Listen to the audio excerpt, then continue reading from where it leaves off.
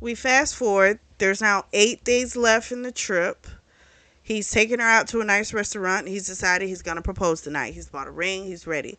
So right when they're about to leave, they're finishing their dinner. A reporter comes up and says, "Is it true? You're Jake Beckett's daughter?"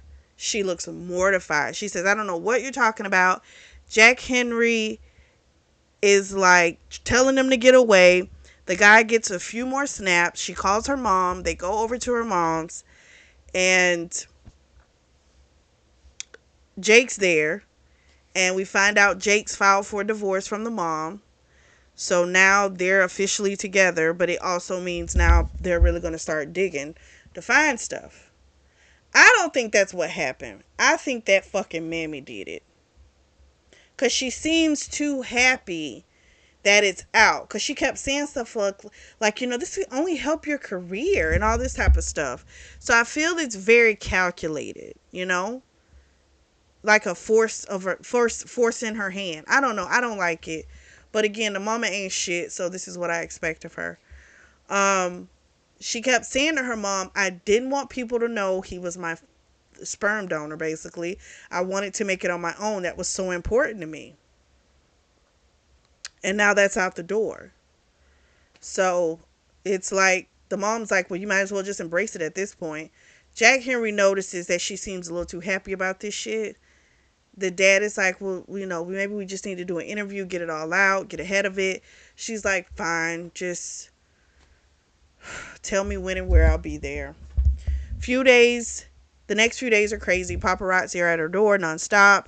He's concerned about her safety. She can tell they still got to have this conversation. He tries to make her feel guilty, like, that it's not fair. How does he say it? Like, his thing is he wants to be with her. And her thing is, you keep saying that, but you haven't even asked me to marry you seriously. She's like, when you asked me, you were fucking drunk. When you're coherent, I haven't heard anything about it. So this is his fault. Again, they keep trying to do, "I'm waiting for the perfect moment." And you're just pushing shit, making shit harder. You didn't learn shit the first time. You clearly didn't.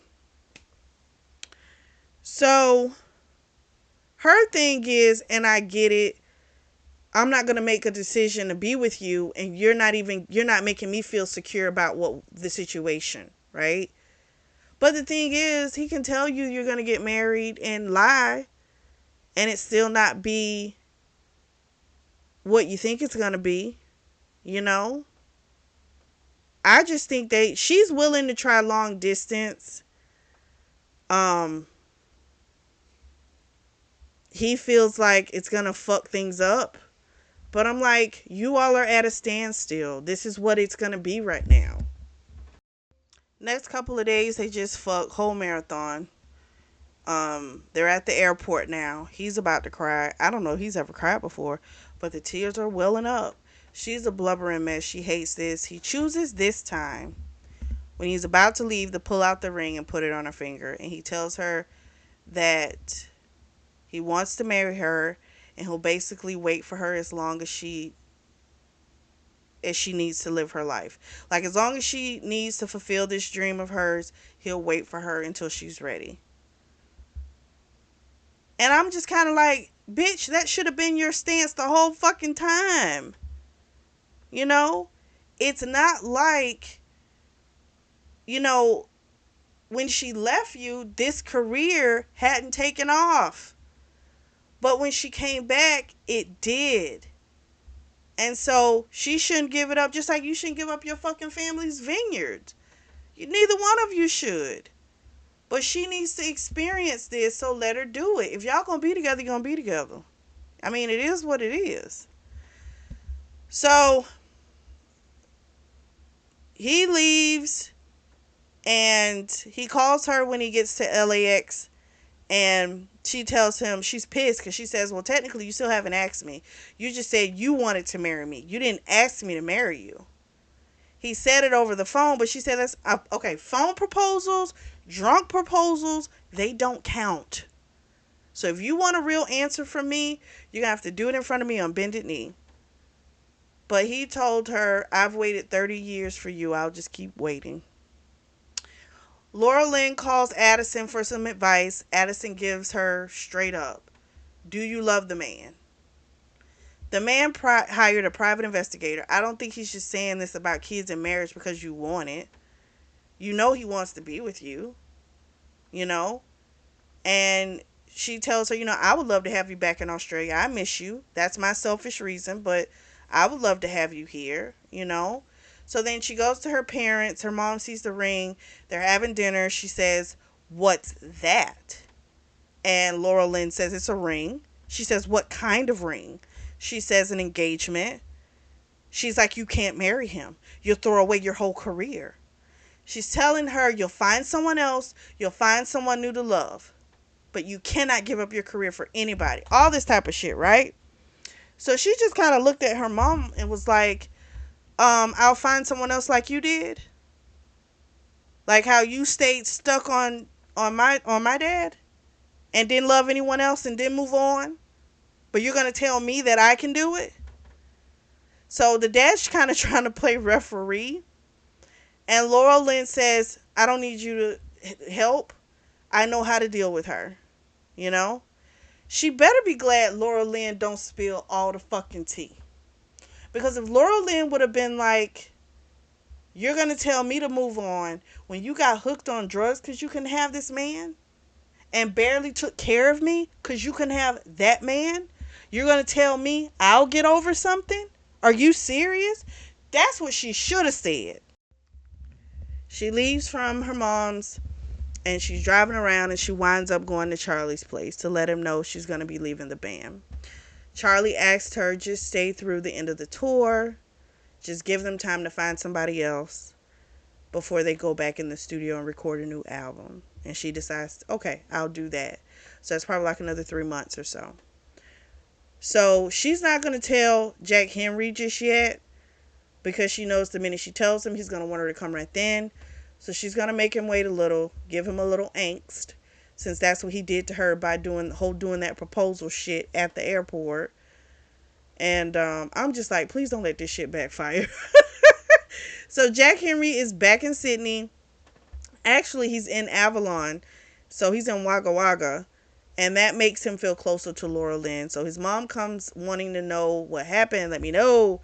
She's upset at first, but then the fact that he gave her the ring, that makes her okay. Because she's like, okay, this could work, So he calls Laura Lynn and they wind up doing a little video chat, jacking themselves off. He doesn't want her to put any of the vibrators in her cooch. He was like, he had read somewhere that when people do that too much, it gets desensitized. And she's like, okay, I won't stick it in me, So he wants to convince her to come, but at the same time, he thinks her being on the road, that's what's going to push her to come back to Australia. Because that can be tiring. So he's like, okay, she's got to give her a little bit more time. He also did tell her, because she didn't agree to marry him, but she did say, if we do, the thing is, like, her mom, like, all her family's in the U.S., and he just kind of lets her know, if we have to do in the U.S., I'll bring all my family there. And she's like, no, that's not fair, because Emma went into early labor, and they're trying to keep the baby in at least another month, so she can't do any traveling or anything like that right now anyway. So, but it meant a lot to her that he was willing, he cared about her happiness, right? And that made her happy. So it starts going down week by week time frame, and it's starting to feel different as they talk. She can tell he's very frustrated. She still won't tell him that she's coming. She's still trying to do the whole surprise shit. She actually hates touring. She's like, this grueling schedule sucks ass. I wonder if it's because she kind of knows that this wonderful life is waiting for her. So it makes it now even more unbearable because there is another option, right? I wonder if that's why it even feels even more so, you know? So she's, ready for this shit to be done. She loves her fans, but Avalon is her home, and that's where she wants to be. So Audrey apparently was in the house again. He tells her about this. She's like, what the fuck? Like, why can't she let go? Don't know. Bitch is crazy. He had come home, ate alone, and then when he went to take a shower, the bitch came and got in the shower. And he kept telling her, like, I don't want you. I'm in love with someone else. I'm marrying somebody else. But I'm like, this is a psychopath. This is just going to amp that bitch up. You know? She's bound to do something extravagant. You know? She's got to. But it makes her feel like, fuck this. I need to get my ass down there ASAP. So Jack Henry comes in. Mrs. Porcelli's on her way out. And he smells Laura Lynn's lasagna. And Miss Porcelli says, that's because it's her recipe. And she takes it out for him. And then she says, I think there was a package that came for you. It's in the bedroom. And I think it's from Laura Lynn. So he hauls ass down to the room, opens the door, and our girl Laura Lynn is laid out on the bed. He is so excited. He finally runs over to her and he's like, is this a visit? Or are you here like to start our life together? She said, I am here for us to start our life together. He got on one knee. He asked her to marry him properly. She, of course, says yes. Um, we find out he had took panties of this is so wow. So he took her panties when he was there so that he could smell them because he loves the smell of her pussy. So of course he buries himself in it, just inhales it in his lungs. So they're fucking, and she tells him that she took, oh, I forgot to tell you, I did take my IUD out. I'm not on anything, just so you know. She's like, I brought condoms because they had said they were going to wait a little bit before having kids. He's like, tell me what you want me to do because I want to come. So if you want me to come inside you, if you don't want me to come inside you, got to tell me. So she says, just come on my stomach. So he does. Afterwards, they talk about it because, again, he was in another state. And she tells him, I wasn't sure how long it would be before, I could find a doctor, things like that. So I just wanted to go ahead and get it taken care of. So he kind of he's like, you could have found a doctor here. We're not barbarian, So she's like, I know, I just wasn't sure. So then he says, no, I'm sorry. She says she wants to get married first. Let them have some time together before they have a kid. He's like, he doesn't give a shit. He just wants her and he wants children with her. So whenever that happens, it happens. And I don't know. She told him, I guess the mom told her that she's never coming to Australia. And she's like, so if she's never going to visit me, I know she'll never come for my wedding. And I wonder if the dad will show up. I'm just curious if maybe he'll show up, step up to the plate. I don't know. But see, that mama ain't shit. I don't like her. For the next 3 days, all they do is fuck. They're exhausted. So now they're going to go to his parents so they can surprise them. As soon as they come in, everyone is so happy to see her. The little baby who's mean to everybody, she sees Laura Lynn and she like, Laura Lynn. She's so happy to see her. She picks her up, hugs her. Everyone loves her. And I love that she gets that reception because unfortunately she got a piss poor fucking parents. So I love that for her. The dad is like, we happy to see you, but go in there. You got to go see Margaret because she has been stressing, So she goes in and Margaret just hugs her and holds her. She's so happy to see her. The mom wants them to get married quickly too, but she's like, we do as well, maybe 6 weeks if it's possible, but I'm going to need your guys' help. And the girls, of course, are, Chloe, her sister, well, almost sister-in-law, Emma, her almost sister-in-law, they're like, we'll help you with anything. Because because I think Chloe's a chef, if I'm not mistaken, his sister. So she's excited to like do some recipes and shit. So she's happy. They're gonna take her dress shopping the next day in Sydney. Everyone's excited. And then they wind up leaving, and on their way back, they wind up pulling over and fucking on the back of the car because they had got so turned on. She's just so happy. So next day, while Laura Lynn is out with the girls, he's on babysitting duty with Evan because Evan had to keep the kids. So he comes over, and Aiden, who's the baby, the son, I think he's like 10 weeks now, he's fussing. He's a titty baby. He doesn't like getting it from the bottle. So eventually he caves. So it seems like Jack Henry might be a natural when it comes to babies. He just might be. Evan and him have a good little talk. He winds up asking Evan to be his best man. And Evan says yes, but forces him to say he's his best friend. And he does.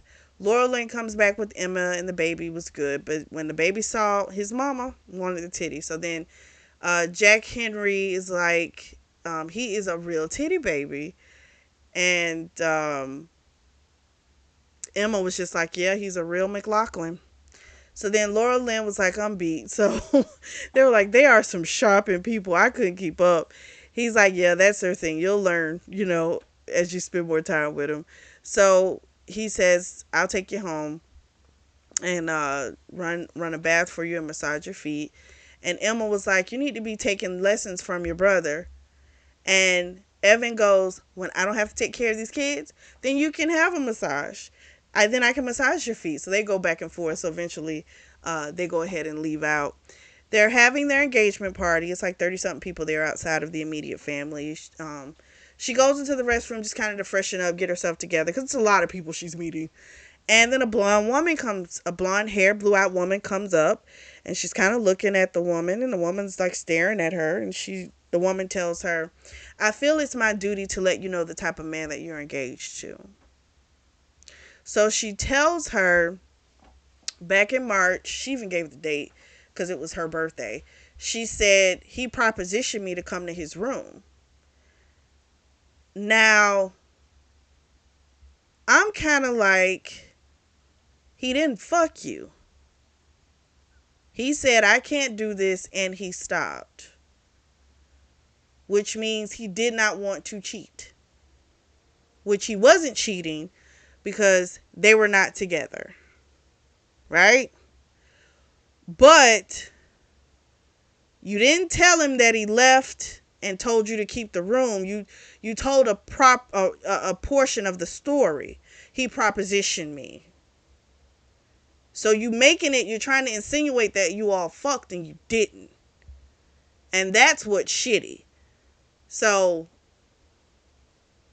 because the mere fact when she first started talking and old boy said, what number, not old boy, but Laura Lynn was like, what number are you? She knows the game, so why would you tell her that, except for you wanted to make it appear as if this man was fucking off on her. Laura Lynn feels like she's about to pass out, and she's like, go get the girl in the purple dress, which is Emma. So the girl goes and gets her. Emma comes in there, and Jack Henry's with her. The woman's still there, and they eventually had to make her go because she was not helping anymore. And she's like, can you get me out of here? She just needs to lay down. She felt like a migraine was coming on, so she needed to get out of there. So then Emma stayed with her because Emma was like, I'm not leaving her until she says it's okay. She's like, as long as you need me, I'm here. So then she needed help getting up, so she let Jack Henry get her because at first she was like, don't touch me. But then when they got outside, she was able to tell him, don't you fucking touch me. She was so pissed. He's like, let me explain. She's like, no, I asked you if there was anyone else, and you told me you were not inside another woman, but clearly you fucked that other woman. She's not listening to the words that he told her. He wasn't lying to her. He was not. We can say it's a matter of semantics, but he didn't lie. And they were not together. So, I'm sorry, to me, he could have told her, but maybe he was trying to spare her feelings because he didn't want her to know. But I kind of feel like if you needed to know specifics, maybe you should have asked certain questions, right? So I don't know. I just don't. He said he didn't fuck her, but this bitch is insinuating like they fucked, right? So now it does seem like he's a complete liar that he fucked this woman. So if that's the case, I do get why you're upset because he lied to you. I get it. A little bit. A little bit. But again, y'all weren't together. I'm just saying. I'm just saying. They get back to the apartment. She throws up the whole thing. He says, just let me take care of you. She, of course, is like, just don't try no funny business. He gets her a shirt, some water, some medication, left the room. She goes to sleep. She wakes up. It's 3 in the morning. He's still not in the bed. She goes looking for him. And he's drunk on the couch, still holding his glass. She wakes him up. He, of course, says, I'm so sorry I didn't do it. I didn't do it. I didn't fuck her. I did not have sex with her. And she's like,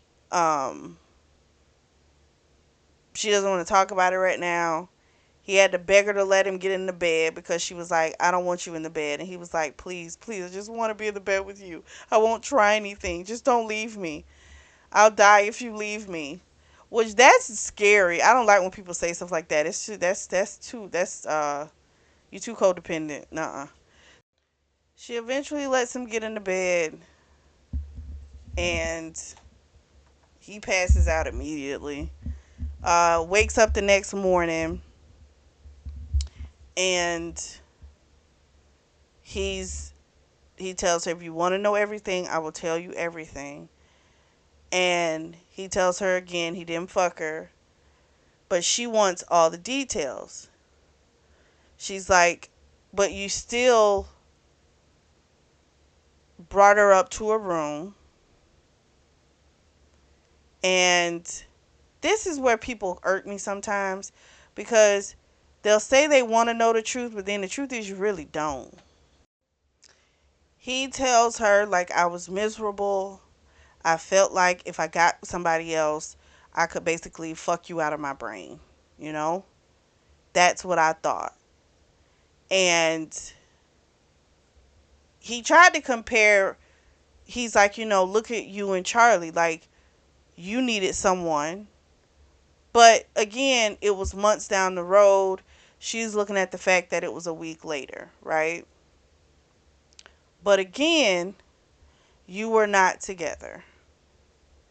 And as beautiful as that letter was that she left him, I will never contact you again. You don't get to tell someone how long they have to wait to fuck. I'm sorry. You don't get that. So it's like you're looking at the fact that you loved him so much and you were so miserable and where you were in a week, but you are not him. You know? Now we can say at least on your end it was harder for you because you didn't know he loved you. You didn't know he wanted to be with you. Whereas you told him you loved him, so he knew you felt that way, right? But again, you all were not together. I'm going to stay on that hill, okay? So she doesn't want him to give a play-by-play, but she wants to be able to ask questions and he has to answer. So she wanted to know if he kissed her. He said no. She wanted to know if she touched his dick. He said yes to put the condom on. But in her mind, he got hard for her. Then she doesn't know that, again, these are thoughts in her mind. He got hard because he was thinking about her. He closed his eyes. He wasn't thinking about this woman. Then she wanted to know, did he touch her? Did he make her come with his hands? He says, no, I didn't. My hands were on her breast, but that's because she put them there. I closed my eyes. I wouldn't let her kiss me. My mind was still on you. But in her mind, he was cheating, which he did not. They weren't together. She basically doesn't know now if she wants to marry him because she feels like what he did was more intimate than if he fucked her. And I'm like, bitch, you a lie. No. If he was talking to a woman and, really opening himself up, then I could see you saying that. But he ain't fuck that woman. He stopped it. He had the option to fuck her because he was not in a relationship. Being in love with somebody and being in a relationship are two different things. You can be in love with somebody, but if you're not together, you're not together. You know? And this is where she's confusing it, because in her brain, she couldn't even look at somebody else because of how she felt. So if you were able to look at someone else, you don't feel what you say. And that's not fair, because that's not looking at the whole picture, because we got to look at the whole thing. Now, if you all were in a relationship, you can have that stance and it's okay, because you all are supposed to be together. But if you're not together, you can't have that stance, baby girl. It don't work that way. So this is what she's saying. She doesn't know if she wants to marry him. What he did to her was more intimate. And she feels that she needs some time away from him. And I just think she's overreacting. So she takes a shower, and while she's in the shower, he gets a call from his mom saying, is she okay? And he just said she had a migraine last night, X, Y, and Z. And the mom wanted to know if she would be up for, going out doing, some wedding stuff. So when she comes out, he tells her about the phone call with his mom, and she decides she's going to stay in the apartment in Sydney. He's going to go back to Avalon. She'll still go with the parents, well, with the mother and her sister-in-laws for the wedding stuff. In the event that she does decide to marry him, she doesn't want to lose any time. But that's what she's going to do. So Addison comes over, and she tells Addison what happened, and Addison gives it to her real and raw. I'm starting to like Addison. She gave her good advice earlier. She owned up to the fact that she was shitty. I'm okay with that. I'm okay with Addison right now. So Addison tells her, you left. You didn't say goodbye. You all had agreed to never see each other again. What was he supposed to do? And the most important thing is, he didn't go through with it. That's the part that you're not focusing on. And that's the most important part. Because he could have gone through with that. And he couldn't do it because he loved you so much. And she's like, that proves right there what he feels. She's like, are you really willing to let him go over something he almost did when you all weren't together? And the way she said it to her, it made her feel kind of stupid, which I'm glad, because she should have felt stupid. You love the man. You want to be with him. Stop. So then Addison says, for the next couple days, I'm not saying don't make him feel a little pain. She said make him suffer a couple days. Don't go running back tonight. But then after a couple days, go back.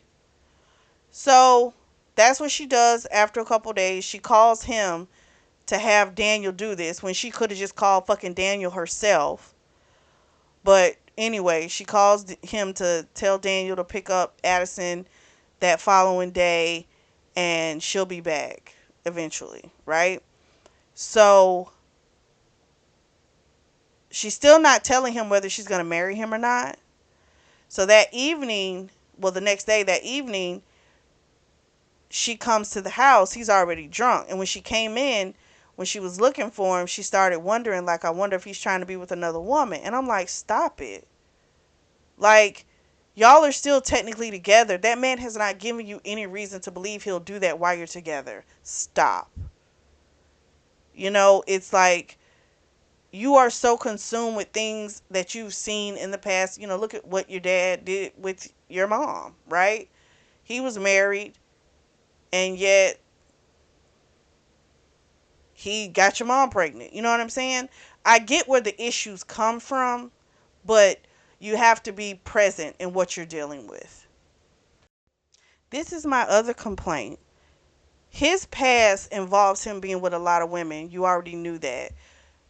You can't hold that against him now when you decided to be with him and you already knew that. That's not fair. You know what I'm saying? I don't like when people do that.